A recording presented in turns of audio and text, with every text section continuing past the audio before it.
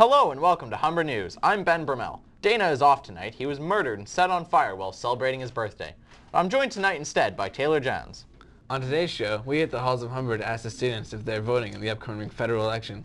Then we take you to the Humber Arboretum to investigate sightings of a most mysterious creature. Later in the program, we ask the important question, are you prepared for the zombie apocalypse? So stay tuned. Humber News begins now.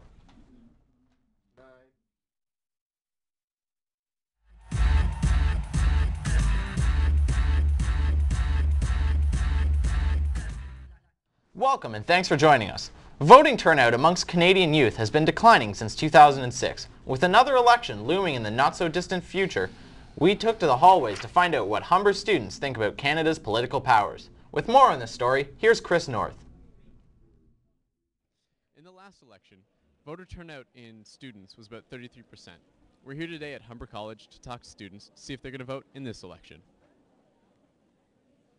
Curious about why so many students decide not to vote, we talked to Alessandro, a first-year film student, about why he has chosen not to vote. Well, I'm not voting because I won't know what Situation. So please don't adjust your television sets to one of our competitors. thing. Though this was a big issue with many students, not everyone shared this pessimistic view of Canadian politics.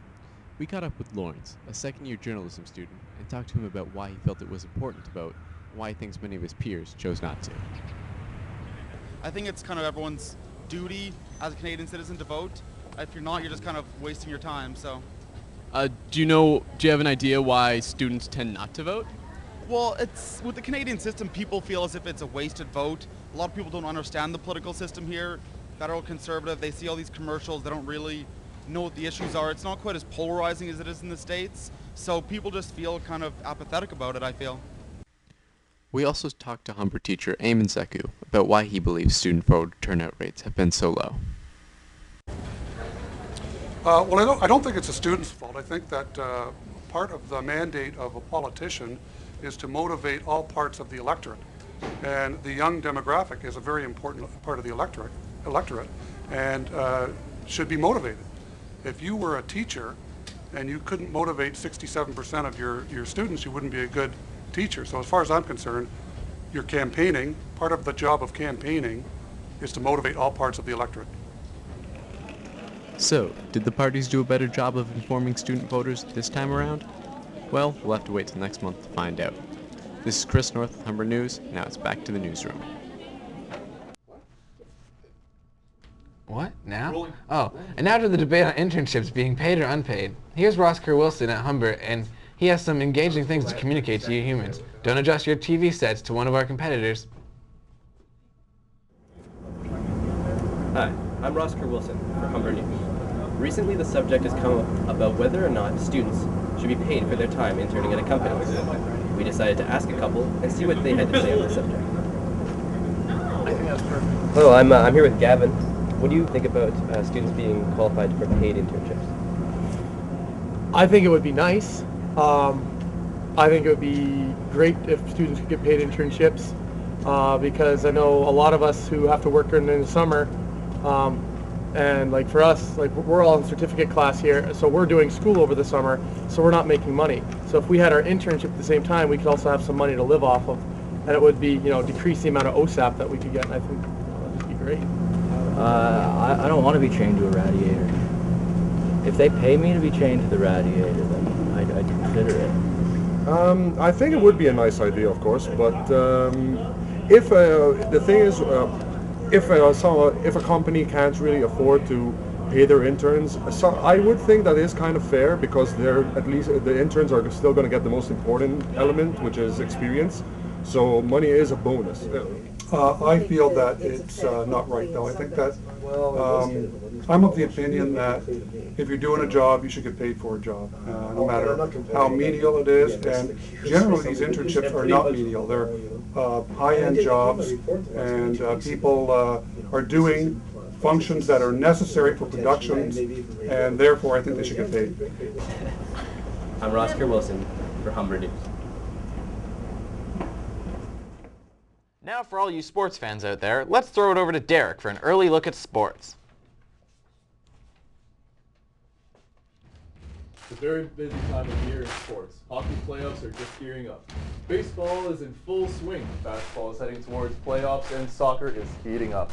Let's take a look at the scoreboard in NHL playoffs. The Boston Bruins crawled back in their series with the Montreal Canadiens by beating them last night 4-2. Bruins defenseman Giro Chara turned up the line after missing the previous game due to dehydration. Montreal still leads the series 2-1.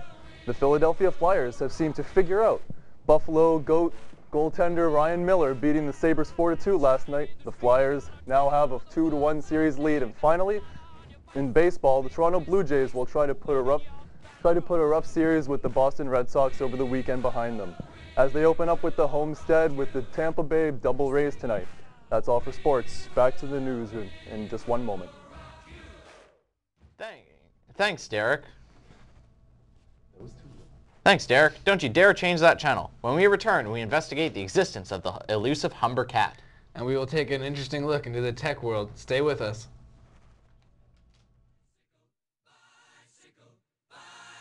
I want to ride my bicycle, bicycle, bicycle. Welcome back. Everybody loves a mystery, and now Humber has its own that students are talking about. The Humber cat is a mystery yet to be solved. Catching a glimpse of the elusive Humber cat has some eyewitnesses likening it to the chupacabras. Derek Yankee talked to some students to find out more. In ancient Egyptian mythology, cats were revered as gods. Today, they're considered no more than simple house pets. We're here on the campus of North Humber looking for the truth. Do these cats really exist, and are they prowling the premise? You're here with Derek Yankee from Humber News, and we're going to find out. I'm here with Jake today, and I'm going to ask him, have you seen any cats around this campus? No, I have not. Now, Shaheen, have you seen any cats? No. Have you seen any cats roaming the campus? No, I have not seen any cats. Nate, can I ask you something? Have you seen any cats roaming around this campus outside? I think I might have seen the black one. Black one? Yeah. I'm here with Serena, who's about to tell her compelling story of how she actually caught a visual of this cat. And not only did she have that, but she experienced something very traumatizing. Please tell us your story, Serena. Okay, last night, well, I guess this morning at about 3 o'clock, I saw the Humber cat outside, and I went over to it to, you know, pet it and say hey, and it meowed at me, and I meowed back, and then a little raccoon came out of the bushes, and cat was smart and ran away, and the raccoon chased me and hissed at me. The raccoon chased you? Yes. Wow, did the cat come back for your defense? No, it left me there to rot. So now we know that the Humber cat is a coward. However, we now have proven that this cat really does exist. Thank you, Serena. Hi, my name is Vanessa McLean. I am a volunteer at the Humane Society in Guelph. And we get a lot of calls about stray cats, missing cats, and unfortunately house cats have a hard time making it in the wilderness because they've been raised indoors. So this Humber cat is most likely a wild and very aggressive animal. We're going through the Arboretum today. Look what we have, everybody. This right here is fresh feline droppings. We must be hot on its tracks. Let's keep going. What was that? I think I hear a cat. Oh, it's just our producer. What are you doing back there? So, some have seen the Humber cat and some have not. There may be more than one, but the real answer still eludes us. Thanks for joining us. Back to the newsroom. Now we join our special correspondent, Professor Periwinkle, as he hits the hallways to get Humber's opinion on the 3D movie craze. Professor Periwinkle here, special correspondent.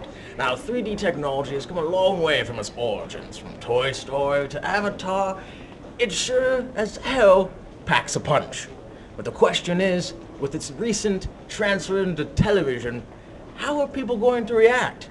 We hit the streets to come at you. Well, what I like about it, I mean, technology is developing every day. So, I mean, it's obviously going to be evolving and changing up, and it's only going to get better. So I think right now it's 3D, but you never know what could be in the future. I mean, 4D, it can only get better. I think it's really overrated, and I think too many movies are using it at once. And it's not that it's a bit too soon for its time. It's just that it's I don't know. It's too much of everything. Is just every movie is next in 3D. Every movie is next in 3D. There needs to be like a step above it or something. Now, to get to the source of this whole predicament, we need to go to the people, the market. Now, we're going to talk to everybody about 3D technology. Hey, you, come here. What do you think about 3D technology? I think 3D is a bunch of crap, man. Seriously, like, if you gotta go see a movie because it's 3D, then the movie's failing on all levels.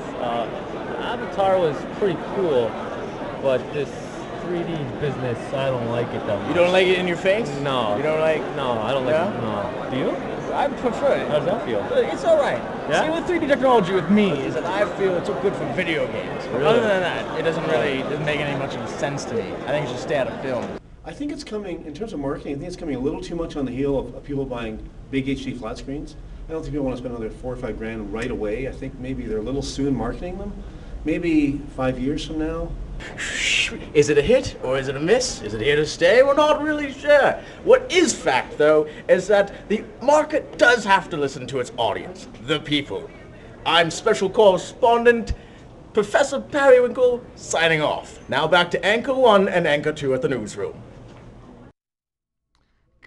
Coming up, the key to surviving a zombie apocalypse. Stick around. Don't go away. We'll be right back after this short...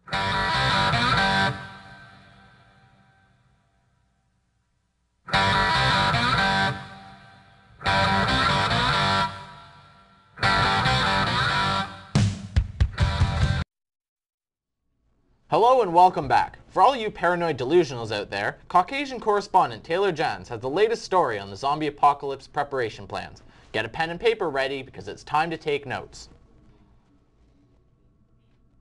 With Canada's government on the brink of destruction, the growing concern of the zombie apocalypse is more apparent than ever.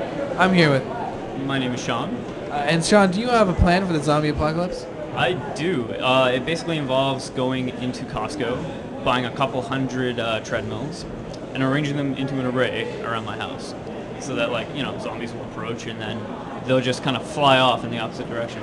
That's a great plan. Keep you safe. Thank you, Sean. Hi, I'm here with... Joe. And, do you have a zombie plan in case of zombies? Yeah, I'd probably do the Dawn of the Dead thing and hold up in a shopping mall. That's always a good idea. There's plenty of weapons in there. Well, not in Canada, but as long as there's a bank, a supermarket, video game store, that'd be good. Seems like everything you need. Do you think the campus would be a safe place to hide out from zombies? Weapon-wise, no. Food-wise, yes. We have booster juice, that's good. What about, like, the structure of the school? Do you think it would be good to, like, keep zombies out of? If you hold up in the basement in one of the editing rooms, yeah, probably. That's probably a good idea. What would be your weapon of choice for fighting zombies? Volkswagen hatchback. Just run them over. Oh, that's excellent. Thank you, Joe. No problem. I'm here with zombie fighting expert David Condato. And David, what in your opinion is the best zombie fighting weapon? Well, in my opinion is stay away from all firearms that contain ammo. You don't want to be running out of ammo in the middle of a fight. So your best bet right now is to stick to weapons like bats, axes, things that won't break. Your best bet is maybe aluminum or metal bat. Oh, that's great. Do you have any other advice? Well, if you can't beat them, then join them. Thank you. Well, it seems like the Humber students certainly have their zombie plans ready. For Humber News, this is Taylor Jans, signing off.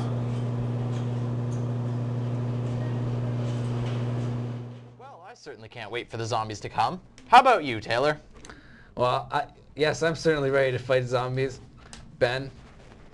Well, that about wraps it up for Humber News today. Thanks so much for joining us. And for all of us here in Section 1 of the Film and TV program, have a very pleasant day and amazing summer.